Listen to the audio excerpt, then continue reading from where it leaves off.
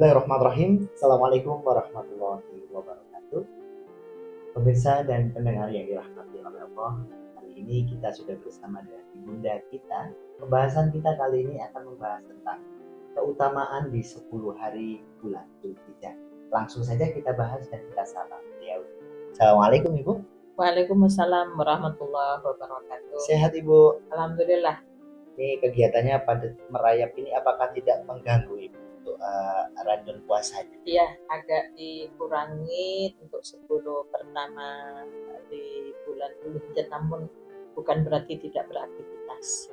Baik Ibu, Ibu kalau membahas tentang beberapa keutamaan 10 hari pertama bulan Dzulhijjah, ada nggak sih Bu amalan-amalan yang mengkhususkan atau mungkin amalan yang paling dicintai oleh Allah? Ya, dalam hadis yang diriwayatkan oleh Muslim, "Mamin ayyamil amalus shalihu ahabbu ilallahi fihinna min hadhil ayyami yakni ayyama ishdil hijjati." Tidak ada hari di mana amal soleh lebih dicintai oleh Allah daripada hari-hari ini, yaitu 10 hari di bulan Dzulhijjah. Mereka berkata, qalu walal jihadu fi sabilillah, qala wala jihadun fi sabilillah. Bagaimana dengan jihad di jalan Allah? Rasulullah menjawab, tidak juga jihad di jalan Allah. Illa rajulun kharaja bi nafsihi wa malihi summa lam yarji min dzalika syai'un. Kecuali orang yang berjihad dengan jiwa dan hartanya kemudian tidak kembali dengan sesuatu apapun. Jadi kalau yang berperang itu mati di jalan Allah, itu baru ada perbedaan dengan 10 pertama di bulan Dzulhijjah. Nah, untuk itulah maka di dalam surat Al-Fajr, ya, Allah bersumpah, diawali dengan sumpah, Bismillahirrahmanirrahim, wal fajri wa layalin ash wasyaf'i wal watr. Demi waktu fajar, waktu subuh, dan malam yang ke-10, baik yang genap maupun yang ganjil. Nah, di surat Al-Hajj ayat 28, wa yadhkuru smallah fi ayyamin ma'lumat. Banyak ingat pada Allah di hari-hari yang ditentukan, di mana Ibnu Abbas dan juga Ibnu Katsir, hari yang ditentukan itu adalah 10 pertama di bulan Dzulhijjah. Jadi kalau tadi ditanyakan apa saja amalan-amalan yang dicintai, disukai oleh Allah, lebih ya, ada kata lebih.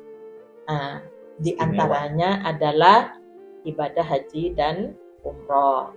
Karena dari umroh ke umroh itu akan menghapus dosa. Kemudian haji yang mabrur, balasannya adalah surga, kan begitu. Terus yang kedua puasa.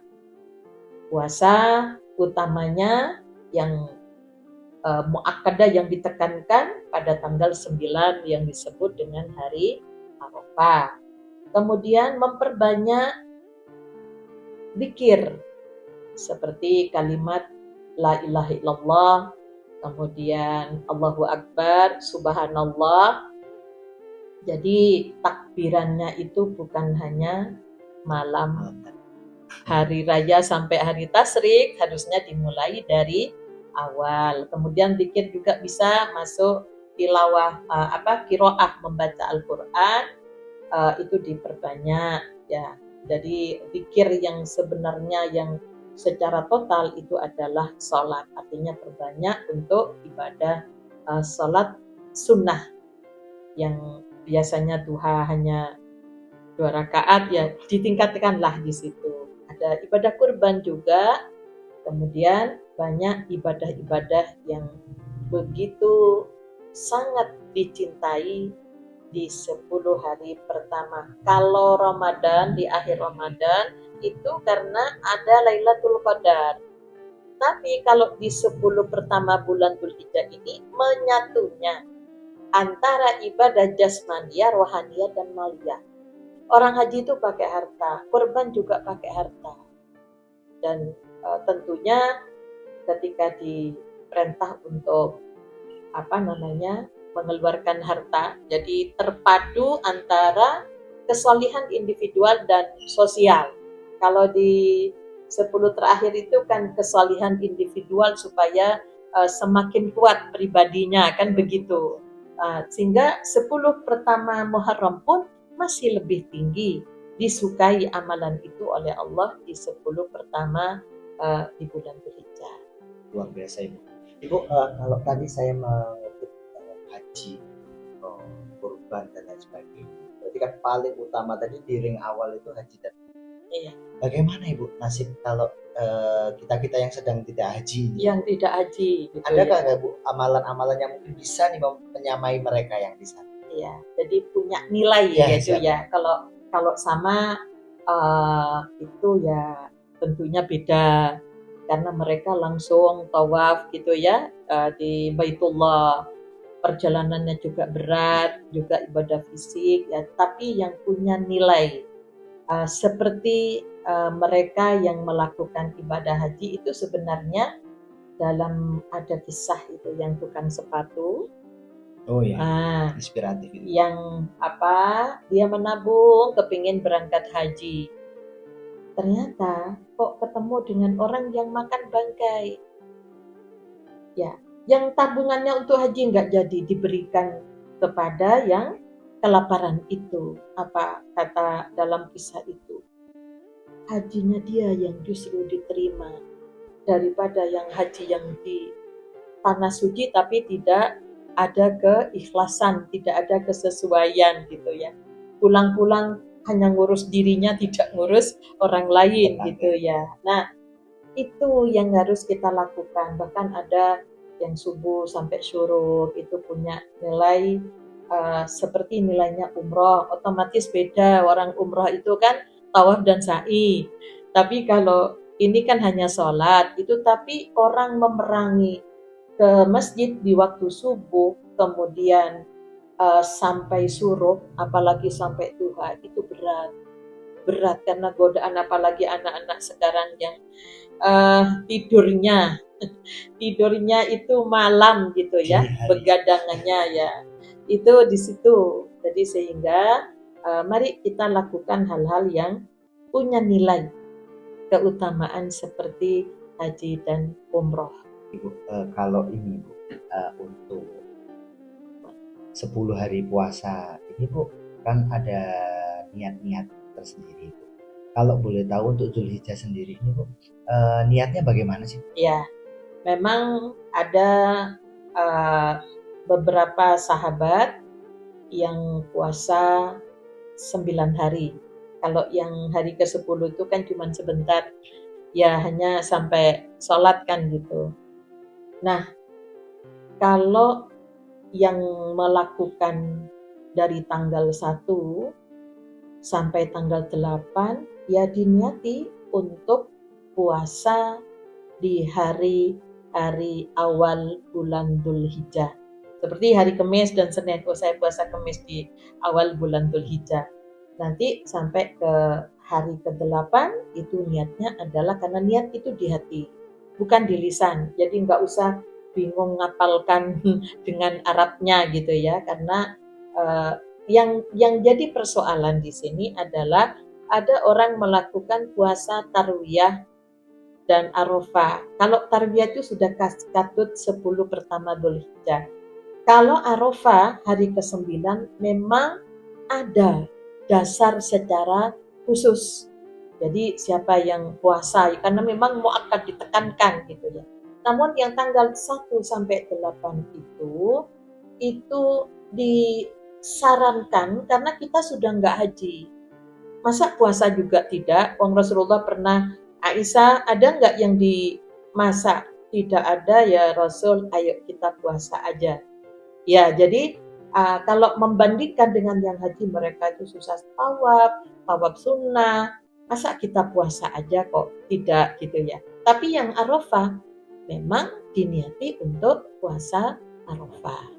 Ibu, itu kalau misalnya di kita, kalau nggak ada yang dimakan, piring yang melayang. Bu, ini Iya. pertanyaan seputar saya pribadi. Kebetulan kan saat kami di sana itu mempelajari beberapa tempat ya. kan 9 tadi kalau Ibu menyampaikan hari Hari Arafah. Arafah. Nah, 10-nya ini itu kan ada ibadah yang dilakukan para jamaah haji itu dengan lempar Syukron. Dari 3 pilar tadi, Ibu, kenapa sih ini yang jadi pertanyaan saya pribadi sampai hari ini? Kan ada ula, ada wusto. Ini kenapa yang dilemparin itu cuma 1 pilar itu? Itu pasti ada lambangnya ini. Iya. Kita mulai dari tanggal 8 ya. Tanggal 8 Dzulhijjah itu dikenal dengan tarwiyah, artinya merenung. Merenung kaitan dengan mimpinya Nabi Ibrahim. Ya bunayya inni ara fil manam, wahai anakku, aku melihat dalam tidurku. Maksudnya melihat dalam tidur itu kan mimpi. Ani azbahuka, aku menyembelih kamu. Andur mataro, bagaimana pendapatmu? Nah, disinilah Nabiullah Ibrahim alaihissalam melakukan perenungan. Jadi gambarannya ula itu adalah eksternal, kemudian wusto itu internal, dan akobah itu adalah diri kita sendiri. Nah, kalau dianalogkan berkaitan dengan keluarga Nabiullah Ibrahim alaihissalam, maka pada wula itu Nabi Ibrahim berhasil meyakinkan istrinya Hajar untuk menyembelih putranya. Itu silahkan kan gitu ya. Sampai kepada wusto itu adalah Ismail sebagai objek yang akan disembelih. Ternyata berhasil juga, silakan wahai abah, kan gitu ya, jadi silakan. Nah, setelah itu Nabi Ismail sudah dibawa ya menuju Aqabah itu. Ternyata Ismail itu simbol dari apa saja yang kita cintai, yang bisa melemahkan iman. Kalau ada perintah itu masih nawar, penuh dengan keraguan. Nah, itu di situ. Maka Aqabah itu perlawanan melawan diri kita sendiri. Yang Hajar sudah bisa, Ismail mendukung, tapi ternyata Nabi Ibrahim sendiri yang ragu. Nah, untuk itulah kalau kita kaitkan dengan Rasulullah ketika tidak dibolehkan haji pada tahun 9 Hijrah, ya 9 Hijrah bukan Hijriah, tahun ke-9 dari hijrahnya Rasulullah ke Madinah, itu kan perintah haji. Disuruh kembali, sudah sampai di Hudaybiyah, ada perjanjian Hudaybiyah, sampai di Aqabah itu pun Rasulullah kecewa. Rasulullah ya sedih, wong perjalanan lama, kok tiba-tiba sudah masuk kota Mekah, mendekati kok nggak boleh. Nah, itu jadi Aqabah itu sebuah perlawanan melawan diri kita sendiri. Kalau kita sudah bisa kuat diri kita sendiri, maka akan bisa menaklukkan yang di lingkungan sekitar kita, di keluarga kita.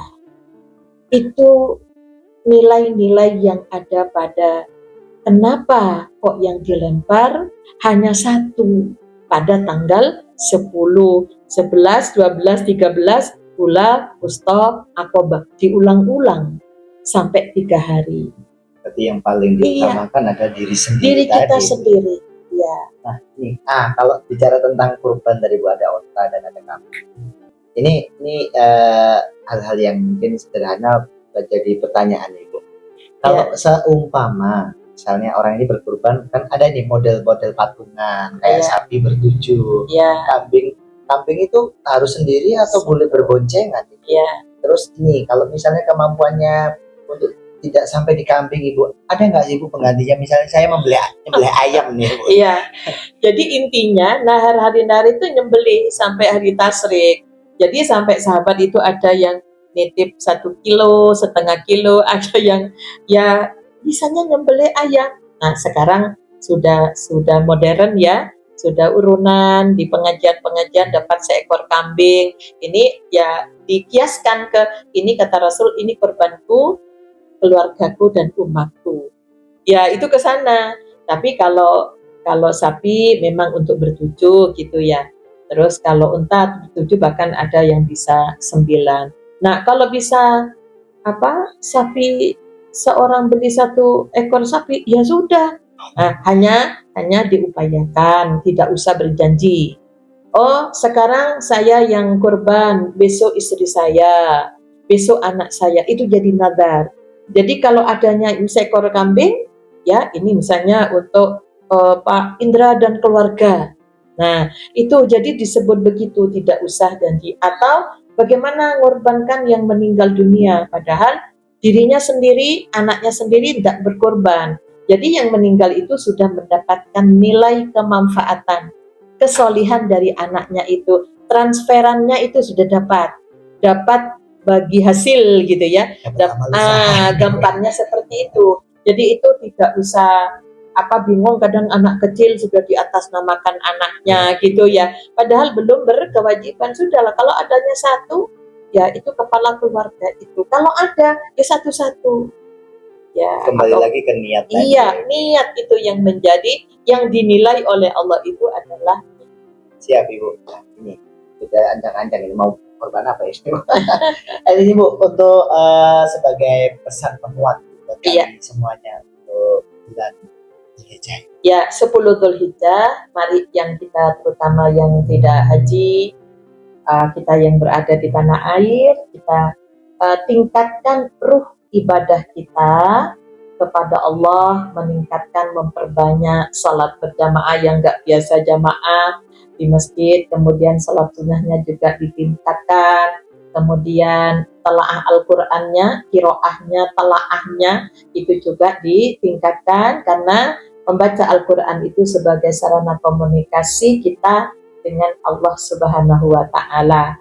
Kemudian banyak sedekah, dan juga diupayakan meningkatkan zikir, tahlil, takbir, dan tahmid, tidak hanya di malam hari raya sampai tasrik, tapi diupayakan dari awal bulan Dzulhijjah, karena itu amalan yang sangat dicintai oleh Allah Subhanahu wa Ta'ala.